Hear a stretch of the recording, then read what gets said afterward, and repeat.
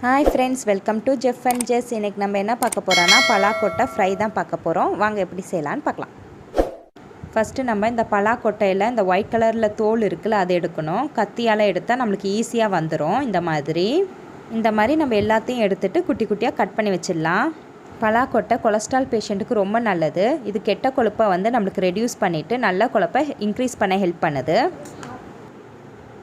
ஒரு கடாயில் பலாக்கொட்டையை குட்டி குட்டியாக கட் பண்ணி வச்சுருக்கேன், அதை சேர்த்துக்கிறேன்.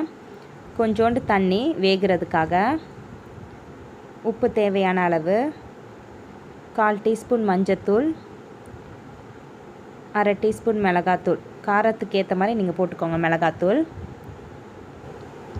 நல்லா கிளறி விட்டுட்டு மூடி வச்சிடலாம். மீடியம் ஹீட்டில் வச்சுக்கோங்க.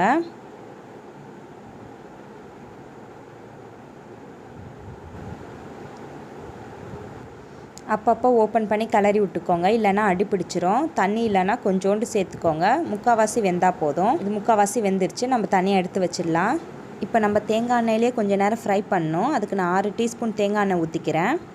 எண்ணெய் காஞ்சிட்டோன்னே கடுகு, கொஞ்சோண்டு கருவேப்பிலை, வேக வச்ச பலாக்கொட்டையை சேர்த்துக்கலாம்.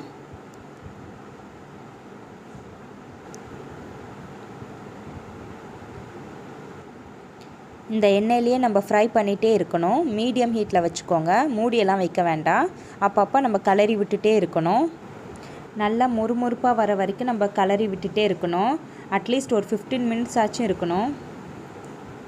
நல்லா முறுமுறுப்பாக வந்துருச்சு. இந்த டைமில் நம்ம ஸ்டவ் ஆஃப் பண்ணிடலாம். இந்த வீடியோ உங்களுக்கு பிடிச்சிருந்தால் லைக் பண்ணுங்கள், ஷேர் பண்ணுங்கள், சப்ஸ்கிரைப் பண்ணுங்கள். நீங்களும் ட்ரை பண்ணி பார்த்துட்டு சொல்லுங்கள். தேங்க்யூ ஃபார் வாட்சிங்.